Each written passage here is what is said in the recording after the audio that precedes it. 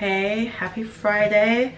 I hope you've got great plans for the weekend. Saw loads of posts recently about mental health. It actually made me remember that I hadn't shared an experience that I had maybe a few months ago with you guys. I did always plan on like filming a video and talking about it. Shortly after it happened, I felt really like bit not on edge, but I would say emotional. I was walking down the street with my son. I was pushing the buggy and he had fallen asleep, and I was like crossing over a bridge, and as I was walking over the peak of the bridge, I kind of spotted in my peripheral vision like a man sitting on a bench, but I didn't really process what I had seen. I took a couple more steps and then I stopped and I looked, and I was so shocked by what I saw. There were a couple of people in front of me as well that seemed to be watching him and kind of discussing what was going on between them, and then there was this man just sitting by himself just to my right on this bench, and he had a rope around his neck, and it was tied onto something that was like on the wall behind him, like a hook or something. He was just laying there, sitting there with his head hung. Immediately I said to the people that were just standing there, is he? And they were like, yeah, we think so. I was so confused why people were just standing there staring at him. I put the brake on my buggy and walked straight to him and went and sat next to him and just held him, and I just tried to talk to him. I asked him if he needed to talk. I told him that he was safe. He wasn't saying much, but there were certain questions I would ask where he would just nod or shake his head. I very quickly gathered that he felt like he had let somebody down, and I got the feeling that it was his family. So I asked certain questions and I was like, is it regarding your family? And he just broke down. He was shaking. Yeah, I said to him, is there anyone I can call for you? Because they were trying to call the police and I just didn't want that to happen straight away. I wanted to see if there were friends or family around that, you know, he would feel more comfortable with. And then the police did turn up. The police just randomly turned up, which I now know was the best thing, but at the time I didn't want police coming, causing a scene and a drama and making him feel like he's done something wrong when he's at his most vulnerable. All he clearly needed was love and someone to listen to him, and I don't associate the police with being loving people who lend an ear. But they came, and by this point it was me and another lady who were kind of just trying to, I mean, it was just me and this guy, but there was a lady who, she came to me and she's like, I'm so sorry, it's me, he called the police. I was like, no, don't apologize. And she's like, I didn't know what to do. But I was just holding onto this guy's hand and just holding him, and I kind of didn't want to let him go. You know, when you just know that that person hasn't been comforted for a long time.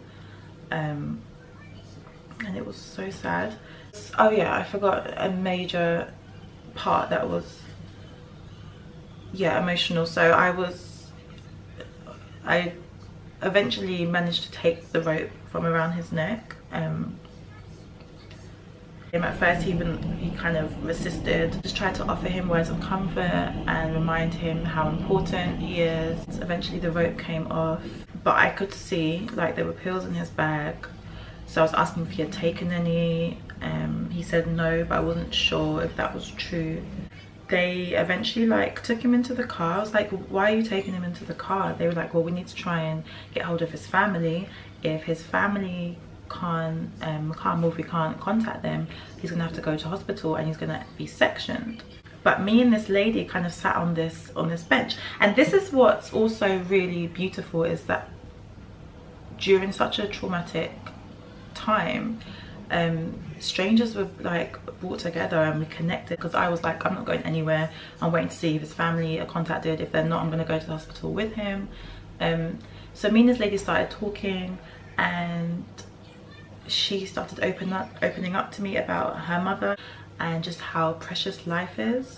And we just held hands, I think possibly for about 40 minutes, held hands talking and crying, just confiding in each other. It was such a moment of connectedness, and just reminded us how all of us are connected as women. We all have so much going on that we need to explore and share. It was so sad yet so heartwarming, because this stranger, two strangers now, I managed to connect with in such a short space of time. And I mean, this lady kept saying to me, she hugged me and she held me tight, I think probably for about 7 minutes, and she was just saying, you don't know what you've done for that man, you've saved his life, you just acted without even thinking, and it's wonderful. And she said, I hope you're really proud and that you tell your son when he's older. I thought, you know what, actually I will tell my son now when he wakes up. I just think it's important from a very young age that they learn compassion and to help people.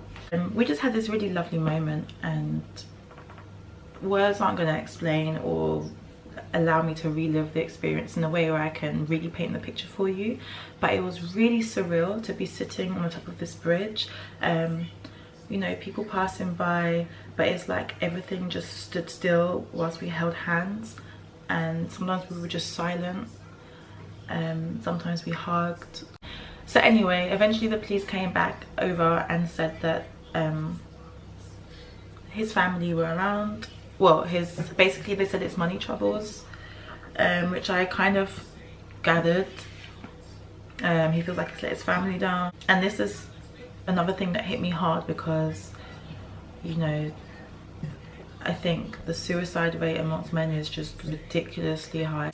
The pressures that so many men go through, providing for families and not being able to talk when things are getting too hard or too rough, they hold it all in, and quite possibly debt just piles up and things get worse and worse, and the pressure just becomes so much that they actually want to end their lives and leave behind their children and leave behind wives who, you know, may or may not had any idea that they were feeling that way. It just made me so sad to see this man. He was well groomed. If you just walked past him, you'd have no idea,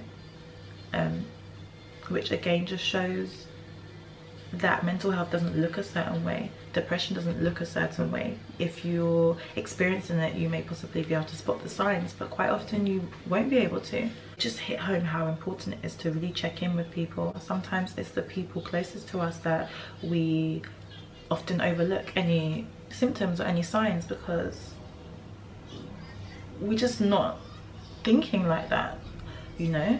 We forget to check in with them sometimes, and it really hit home. You know, my son's father suffers from mental health issues, and to watch him like deteriorate as a person, you go through times when you're angry with them, like, why can't you just get it together? Why can't you sort your head out? Why can't you do it for your child? And it's like, it's not as easy as that, and that person has to want to address those issues. They have to acknowledge there's a problem. But this guy on the bridge, he acknowledged there were problems, and he just decided he couldn't face them anymore. How devastating is that? And I think it's such a thin line. I think it's so easy to lose your mind, you know, and I think it's so important to take care of your mind. To me, that also means addressing the things that scare you, that make you feel uncomfortable, that cause you fear. I think addressing those is something that is a really healthy thing to do, rather than brushing them under the carpet or just constantly trying to avoid them because you're scared of what they might do. I think in order to protect your mind, you do also need to face the things that really feel like they're going to mess up your mind. So you can face them, know that you're stronger than them, and not allow them to destroy you or to take over. So many people around me who I know have friends or family that have suffered from it or are suffering from it, and it's huge. I think definitely among the black population as well. It's just not something that's discussed. And I just think of all that, the history of black people and what they've been through, when was any mental health addressed? When was there any healing of the mind for all the atrocities and, you know, the trauma that they've had to go through? And that passes through generations. Like, we haven't put enough emphasis on our mental health. And my friend made a good point of mental health awareness days. We're aware that it exists, but acceptance, like accepting that it exists, that it's a lot more common than you think, and it's nothing to be ashamed of. I would say other ways to protect your mind is meditation, which I definitely do not do enough of. I think meditating and bringing peace and stillness to your mind, and recognizing that the mind's job is to continuously talk and make noise and question and wonder, but being able to separate that and recognize it as just the mind and not necessarily you, your soul. So being able to hear the noise and just slowly kind of allow it to distance itself and not have a hold over you, and just take yourself to a place of comfort, somewhere where you feel safe. Finding ways to calm down when you get anxious, just concentrating on your breath, literally just breathing. Deep, slow breaths can really center you and bring you back to reality and make you realize that you were going off on that roller coaster of fear. Other ways, food is a massive factor when it comes to mental health, and it angers me when food isn't addressed when it comes to mental health. You're feeding your mind. Your brain needs nutrients. If you're not giving your brain the right nutrients, if you're filling yourself up with chemicals that are literally mind altering, how do you believe yourself to be of a sound mind? You know, just think of the stuff that's in our food, the crap, the rubbish. As adults, we shouldn't be going anywhere near it. When I see people giving processed crap to their children, listen, I'm not judging any parents. We all do what we need to do, and none of us are perfect. I put my hand up to that. When possible, I mean, don't give your kids drugs. Really quite simple. Their brain is rapidly developing. Why are you going to give them chemicals that's going to affect that growth? Don't do it. Again, I'm no expert, but the health of your gut is everything, and if you're clogging it up with crap, meat, hormones, chemicals, synthetic drugs, yeah, that's not a healthy and clear system that's able to operate smoothly. And again, you're not going to be in your healthiest state, physically or mentally. Gratitude. I think gratitude plays a huge part in staying healthy of the mind, because you're able to really find joy and happiness and be grateful in the things that you have in life.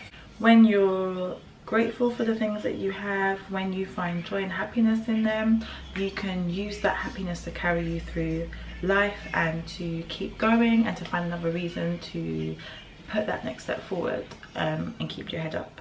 It's easy to start getting lost in our thoughts of not having enough, or fear of losing, and just fear of loss, loved ones, material things, you know, home, security. Like, if you allow that to become what you know to be an irrational fear, and also something that doesn't control you, you may lose all of these things.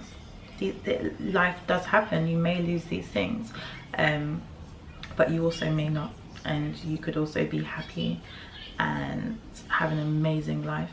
And that all starts with gratitude and being grateful for what you have now, and just sending those positive vibes to the universe, and that you're really happy with what you have and you're open to receiving, rather than sending them signals, the universe, signals of fear and loss and